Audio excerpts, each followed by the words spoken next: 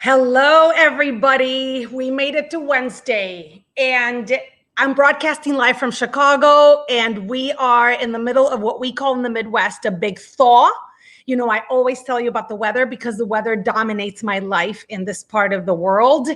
And so if you're watching us from any other state that was affected by the cold and you weren't used to the cold, I feel your pain.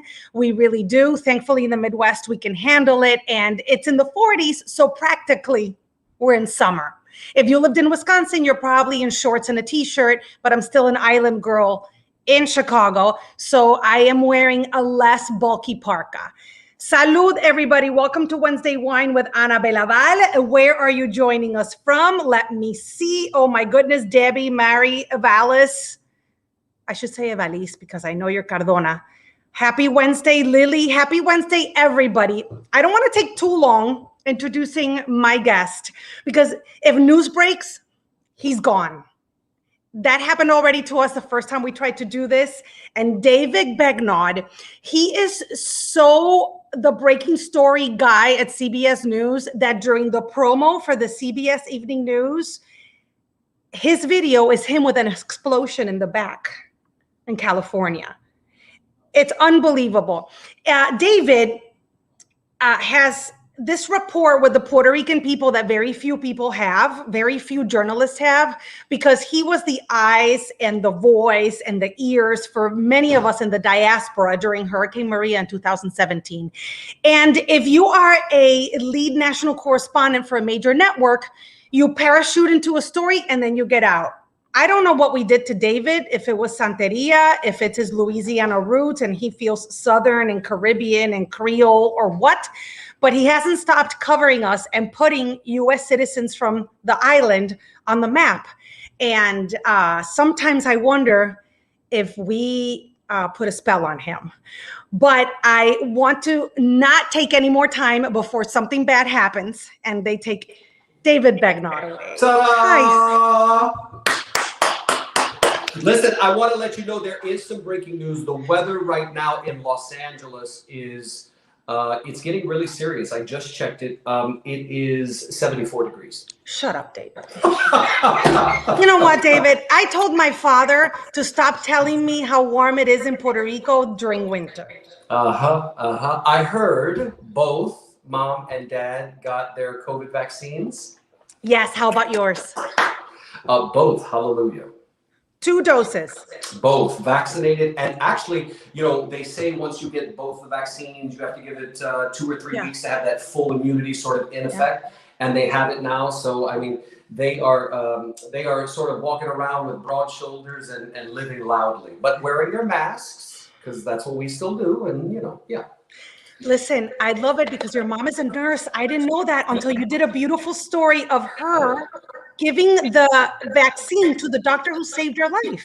Yeah, it was quite something. So mom had breast cancer. I was probably 18. I want to say she was in her early 40s. She might have been 40. And this oncologist who treated her became a lifesaver for her. And so she calls me and she says, "You'll never believe what just happened." Yep. Go ahead. Wait a minute. There you go. Do it again. Let me explain to you what just happened before I finish my story. The phone rang. Guess who's calling? New York. CBS. Guess why? Because I wasn't supposed to be on the air tomorrow, but now all of a sudden I have to lead the show tomorrow. So, you know, it's always developing. Anyway, mom calls and she goes, "You'll never believe what just happened. I gave a COVID shot to the man who saved my life." And I said, "As in," and she goes, "My oncologist." And I said, "You're kidding." And she said, "No." And I could just hear in her voice sort of what it meant to her. He does this for her 25 years ago. And here she is doing this for him. What a beautiful moment, right? So we got the pictures. She was proud of it. And I shared it. And I'm like you. I love my parents. I'm proud to let people see my parents. You know, my father has this ridiculously thick Cajun accent, and you know, when you're a kid, you're embarrassed by it, but when you're an adult, you're like, "Honey, y'all are good for the show. Y'all are good for the ratings. Come on in." Which is something, I don't know if this happened to you when you went to journalism school, but when I went to journalism school, we weren't supposed to be the story. We weren't supposed to show feelings. No one needed to know if we had family, who our kids were, who our partners were. And here we are exposing it all.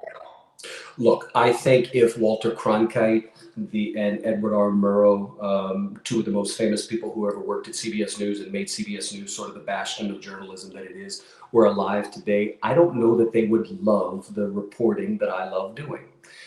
I will say, though, before I beat myself up about it, here's what I always say. If it feels like the human thing to do, I will do it. And that takes us to Puerto Rico. There were people in Puerto Rico, actually, there were people in the States who saw what I did in Puerto Rico. And maybe some of them who were journalism professors or just journalism colleagues thought, you know, is he crossing a line? Is he doing too much? Is he maybe becoming an advocate for them? And I'm not here to say that they're wrong. What I'm here to say is that what I did in Puerto Rico was the human thing to do. And I will always be guided by what is the human thing to do. I do not pretend to be the one journalist who knows everything and people should look at. I just do me. I just do me. And I think, you know, this is 2021. The journalism that Cronkite did then and the way they did the evening news is nothing like we do it today. Doesn't mean we're better than he was. Doesn't mean he's better than we were. That's where I fall on the issue. And I will tell you, luckily, a lot of the big J journalists, I don't ever hear from them in terms of criticism. I think they just, there's a point, you know, what I love about you on the air is you're unabashedly yourself. And that is a wonderful thing. And I think when the audience sees people like you and I who are truly authentic, you have to respect that. You may not always agree with everything. You may not always agree with it, but you kind of respect it, right? And I think that's what happens. I think you've embraced in Puerto Rico something that you were kind of like the pioneer in this. You lost all signal and all you had was Facebook. And that's where you started broadcasting. And I remember that's why you became the leading reporter, not only for CBS, but for all of us in the diaspora. By word of mouth, they were like, do you know this David? And we couldn't pronounce the last name. Begnaud, no sé, the one with the pretty eyes. He's on Facebook. Go check him out. Why did you do that? Because sometimes, not the kind of reporting you do, but I know reporters who would be like, I have no signal. I can't do anything. Apparently the humanitarian crisis, you were like, this has to get out. Tell me about that social media component. So I'll give you a little bit of breaking news. I'm writing a book. And some of this, and some of this will be in the book. But I'll tell you a little bit of it.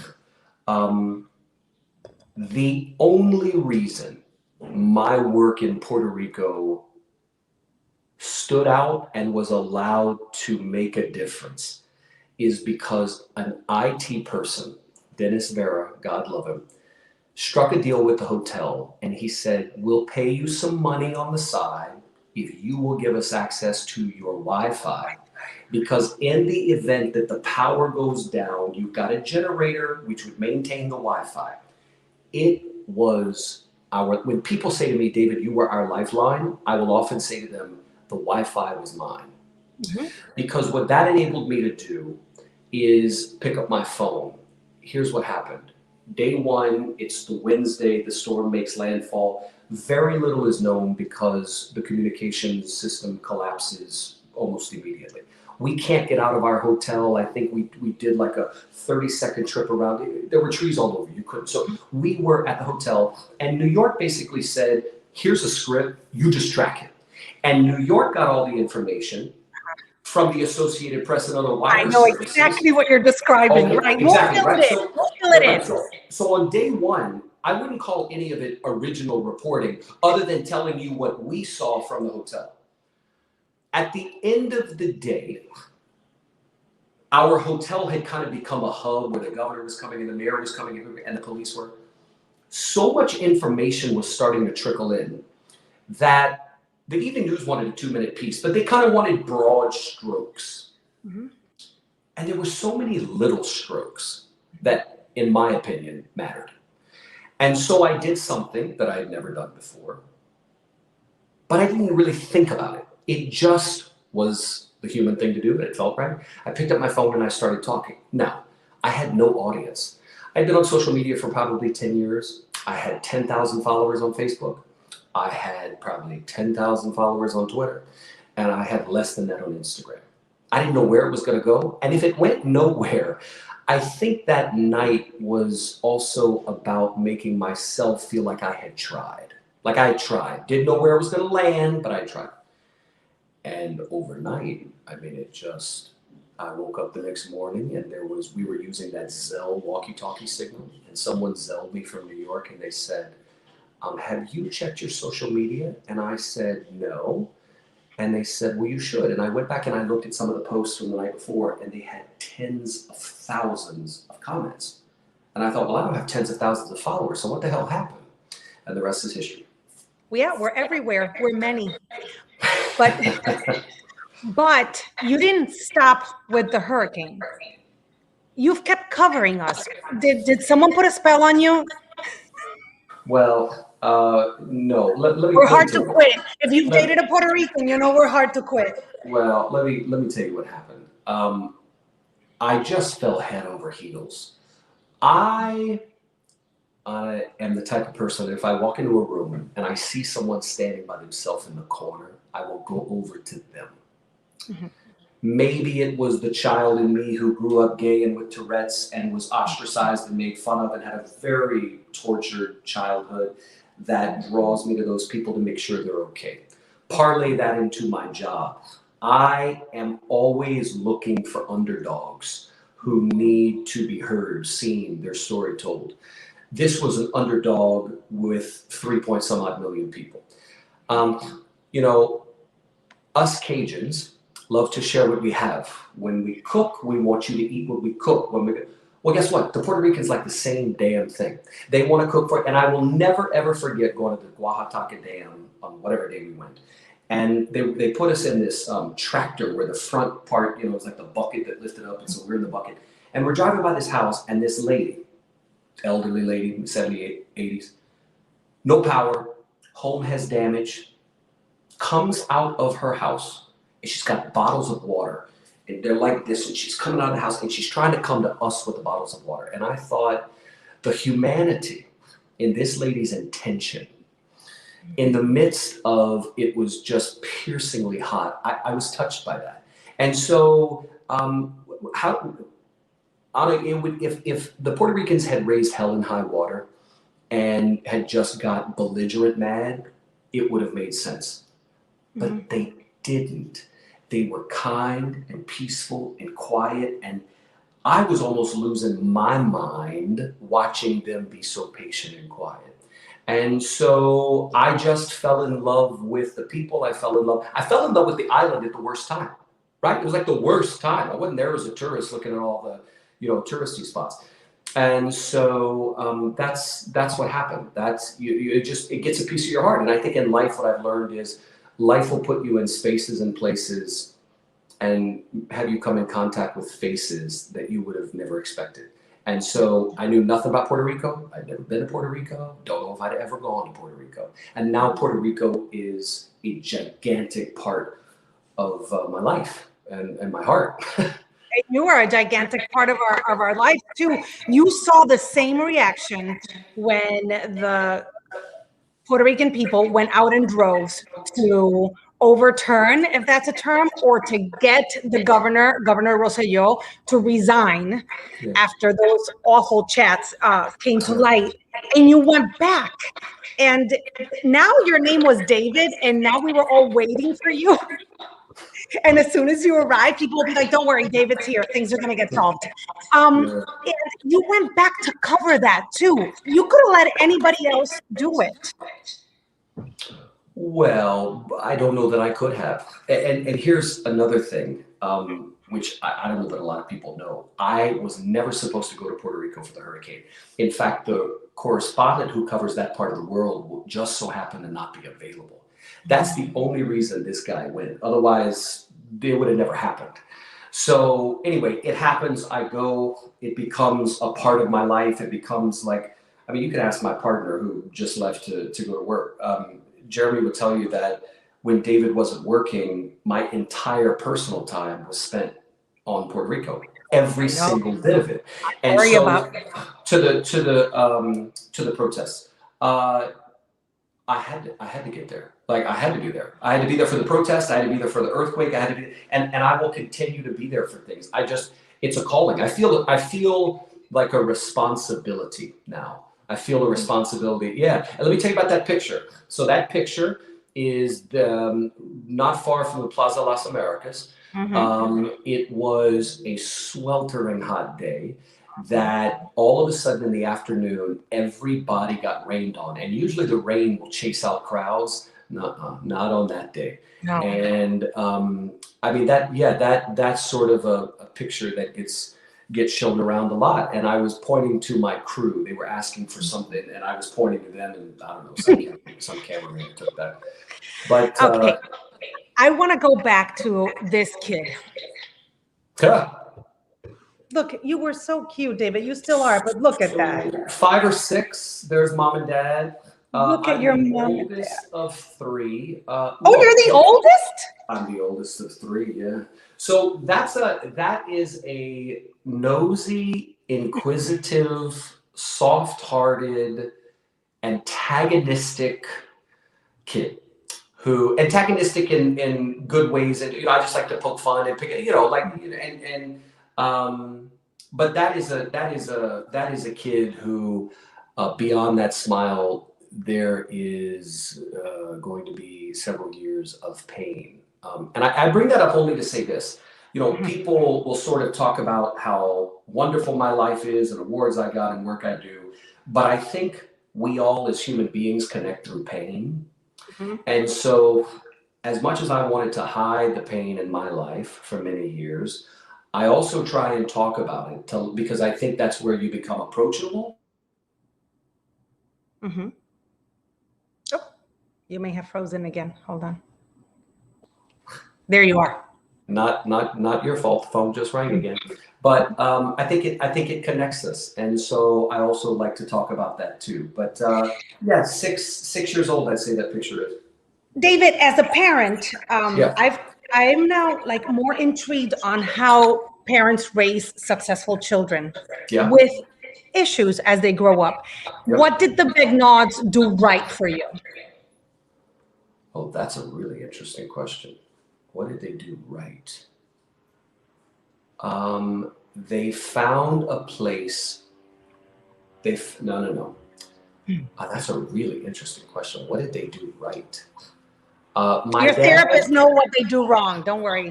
My dad, in an attempt to get me off the couch, said, "You're not going to spend the summer sleeping on the couch. What do you want to do?" And he made me pick a hobby, and I picked horseback riding.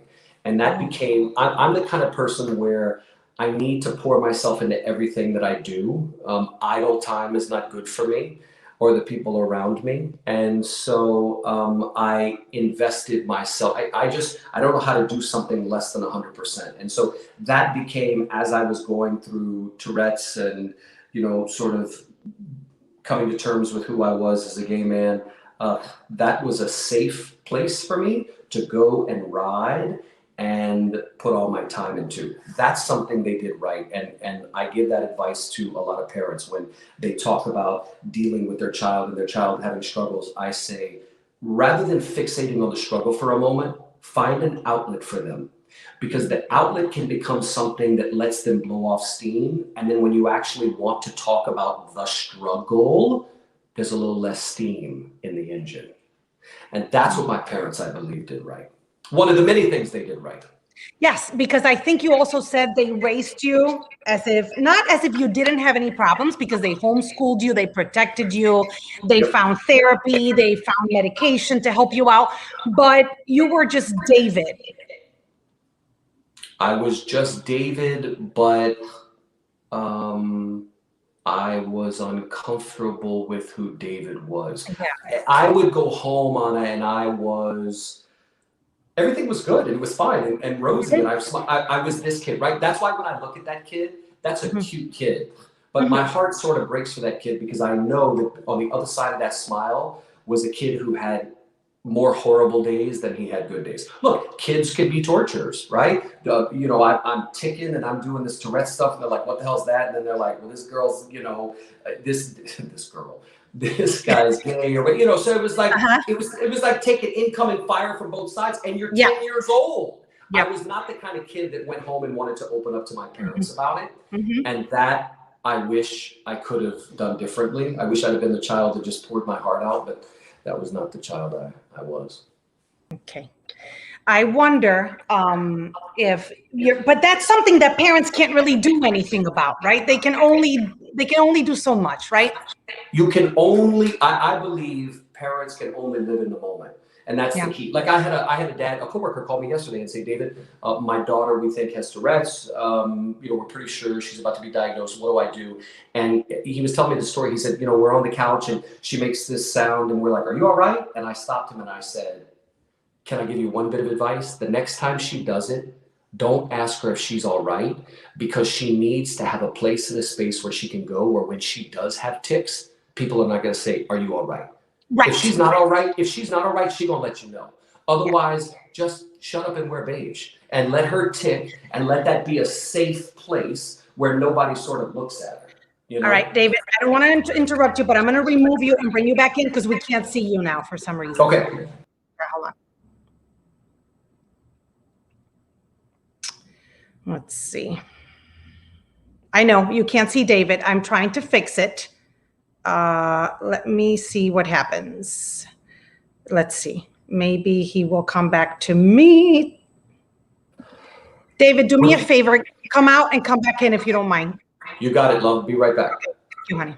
All right. So he's going to disconnect and connect back in. I'm sorry for that. But, you know, it's such a fascinating conversation. And I don't know if I messed it up with the pictures that I was posting, but I wanted you to see David as a kid and all the struggles that he went through, because I think it's inspirational. I think that, you know, I'm always talking about representation, and I don't only mean about Latinos being represented. I mean about everyone, because the world is made of so many different people and you don't know their struggle. You don't know what they're going through.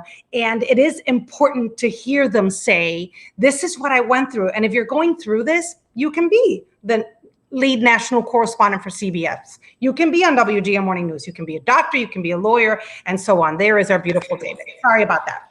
Boom. I love what you were saying about telling that young lady, don't ask her if you're okay. She will figure it out and call it a day. Yeah, look, when people are going through the throes of whatever it is that is their thing, one of the last things they need to hear is, "You all right?" Because you might mean it like you're looking out, but like, I just need you to just go on. Like, let's just exist and like, don't call it out. I will tell you, my tics for Tourette's have gotten really bad within the last couple of months, and I don't know why. And I've never seen myself tick on television until I was in Appalachia about 3 weeks ago, and I did on camera, and it shocked the hell out of me. I literally was like, I mean, I put out a tweet about it because I was so, but you know what? There are two things about that, the reason I tell you. Number one, I wasn't embarrassed by it. That's a good deal. And number two, there wasn't a single viewer who pointed it out. And when I posted it, there were people who responded and said, "I saw it. Yeah, I saw it. I saw it. And I thought, the kindness of strangers, they never even pointed it out or, you know, made a big fuss of it, nothing. And then I've done it more lately, and I don't know why, but. Oh, I don't know. You think it's stress? You got nothing going on. Yeah, usually it does tend to be stress. Yeah, nothing going on. Yeah. You're writing a book, you're at every disaster, you have a family, you worry about your parents. No, you got nothing to worry about. And you were at home covering news. And I have to say, I felt for you, because this has happened to me covering Puerto Rico. And even from my family, if the New York Times posts a story about how bad violence in Puerto Rico, I have to hear my dad saying, "I don't know why they have to say that. Seriously. The same thing happens in New York City and no one talks about it." We don't like anyone to talk bad about our own. And that happened to you in Lafayette like a week or two ago. But you know what? It's also happened in Puerto Rico, because I've had, you know, when I've done, I want to take you back to when Rosselló was in charge. I did a story about crime on the island. I put out a social media call. We're going to Puerto Rico. What's the one story you want us to cover? And Anna, I'm telling you, I got hundreds and hundreds of messages about the violence there. And what I mean about the violence is, yes, Puerto Rico has violence. Everybody else has violence. But the high-powered weapon usage on the island will scare the crap out of you. And so anyway, there were all these like really broad daylight shootings that happened with high-powered weapons. So we did the story, and the governor, in his little chat, sort of came after me with his staff about, it's going to kill tourism on the island. And a few people that complained, they were like, David, this is, but anyway, Lafayette, yes, I went there, did a story on the mask mandate. And there were a couple of people who were like, why would you embarrass your hometown like that? And the newspaper called me and I did an interview. And I said, listen, just because I'm from there, don't hold me to a different standard. This is a news story. And I said, it'd be a news story if it happened in San Francisco or Bangor, Maine. It just so happened it was Lafayette. And in fact, I'm a little cautious about it. So I didn't pitch the story. It was my producer who said, man, your social media is blowing up about this Lafayette story. We ought to do it. And I thought, you think so? Because I kind of worry that if I go to the bosses and pitch a story from back home, they're going to be like, oh, yeah, he wants to go back home and see his family.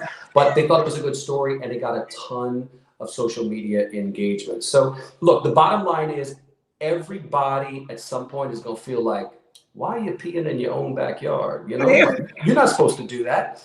Well, listen, I got a job to do, and I love y'all, but I got a job to do. Yeah, I agree with that. Tell me a little bit about Jeremy. How did you find a Southern guy living South? So listen, we are both, first of all, a credit to you. You're a really good interviewer, and I will tell you, you ask short, soulful questions. And one of my mentors in this business said to me a long time ago, short, soulful questions. It's the best kind of interview because it keeps somebody on their toes, and you do that well. Jeremy is from Louisiana. We met actually when I was living here in Los Angeles. And I always thought it'd be cool to like date somebody who was from Louisiana, but didn't live in Louisiana, but really could that happen? And sure enough, it did. And that was 10 years ago. And here we are. Would you ever move south again? I think I would buy a property there and visit. Right. I don't think I'd ever live there full time again, just because, work requires me to be elsewhere, and I love the California weather. I do have to say that I think that people like you and I outgrow the rhythm of the South and the island. Oh, yes, I can agree with that. When I land in Puerto Rico, my mom has to remind me that it's island mentality and island pace. I need to cut it out and stop acting like a city kid. Well, you know what? That's wise advice from your mom. And I think, I do get to Lafayette, and I'm just, I'm on New York City time, and I'm doing this. Oh, I think. Uh-oh. Is it call? Are they calling you again? You there? There you are. I'm there. Yeah, you're on New York City time, and you're moving around very fast. And then our hometowns kind of like level us and ground us. That's exactly right. No, that's it. That's exactly right. And speaking of places that I would like to maybe have a property in one day, it would be Puerto Rico. Now, I promised a year ago that I would never buy property because I didn't want people to think that I had some kind of financial stake in the island. But wouldn't it be cool if I had a place there that I could just, I know. So. You should go get married in Puerto Rico. Someone just asked. You and Jeremy should go get married in Puerto Rico. Oh, all right, Kathy. You know what I want to do? I want to go. I have yet to take a trip to Puerto Rico just for vacation. To do nothing. Just for vacation. I want to go see, what's the Vieques, the light thing? The bioluminescent bay. David, okay. Do me a favor. Come out and come back in because now I just see your fingers. You just see my fingers? Okay, stand by. Yeah. He's never, can you believe that? If you have any questions, go ahead and post them now. I am seeing all your comments and I love it. I'm nearing the end because I know New York is probably wondering where the heck is their correspondent. But keep asking questions, and I guarantee you he's going to look at all these amazing comments. And I really, really appreciate you guys being so engaged. So I think we have him back. Hold on. Yeah. So vacation. I just want to. So I want bioluminescent bay, El Yunque. I saw, maybe it was in Orocovis, like this waterfall coming down the middle. Like the mayor of Utuado has shown me so many cool places that I want to go check. Like I just want to spend a week or two doing, like, not even telling anybody I'm going, just like slip in and just vacation, you know? And I think you'll be able to. Now, I read somewhere, I'm nearing the end, two things. I read somewhere that you meditate when, brother? So that's a very good question. John Kabat-Zinn, the meditation teacher, taught me, not personally, just in a video that I watched, to meditate in movement. And so I will meditate standing, getting ready for a live shot. I will meditate on an airplane. I have the ability to sort of just focus on my breathing in the moment. Ooh. And so that's what I try and do. All right, where's Paddington? Patty Cakes, come see buddy. Okay, wait until you see what he's wearing. Oh boy. Oh, they dress him up. These dads, oh boo-boo. Oh, what did he do? Well, he didn't do anything, but what happened was he had some kind of, like, he stepped on I don't know what. We took him to the vet and they're like, oh, he just bruised his paw, so put the coat on him so he doesn't lick it. So look at the Patty boo-boo. Hi, buddy, say hi. I love how he misses you when you're gone. Oh yes, no, I'm telling you, if you knew how obsessed I am. Here's the cool thing about this story.